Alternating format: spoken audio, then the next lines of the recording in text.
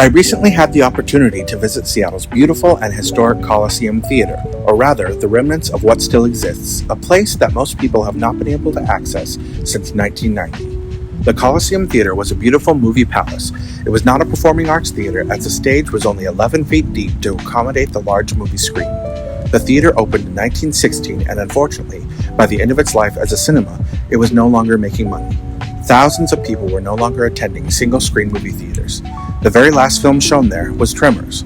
Ironically, one of the first things the new tenants on the ground floor had to do was retrofit the building for earthquakes. That new tenant was Banana Republic, which opened a few years after the theater closed. Unfortunately, Banana Republic removed most of the theater's ornate interior details, especially on the orchestra level. They constructed a new false ceiling so their store could occupy most of the former orchestra section and lobby. They also chose the less expensive approach to seismic upgrades by pouring a massive slab of concrete as a temporary solution to help protect the building from earthquakes. Beneath that concrete slab, the original orchestra floor still exists. No one knows what condition it is in. The first balcony, which is smaller than the second balcony, is also completely sealed off, and its condition remains a mystery as well. As sad as it was to see so much of the theater's interior and even part of its exterior altered by a retail store, the business also helped save the building. Without a new tenant moving in, the Coliseum Theatre likely would have been demolished, just like so many other beautiful theaters from Seattle's past. Banana Republic remained in the building for more than 25 years before permanently closing due to COVID. Today, the former retail space is home to a beautiful art gallery, and there are hopes and plans to restore the theater to its former glory, provided the necessary funding can be secured.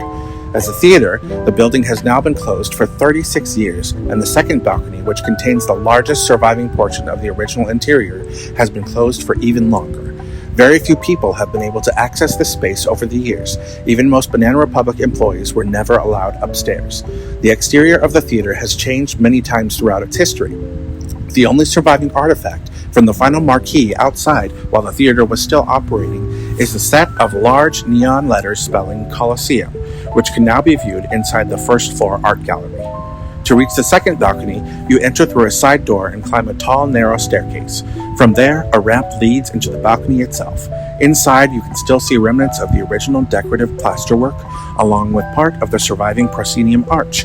If you look closely, you can actually see two proscenium arches.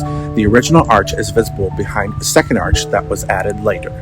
Looking to the left, you'll notice large cracks and fallen plaster caused by the 2001 earthquake.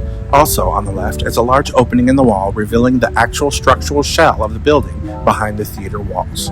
You can even see the concrete floor that now serves as the ceiling of the art gallery, formerly the Banana Republic store.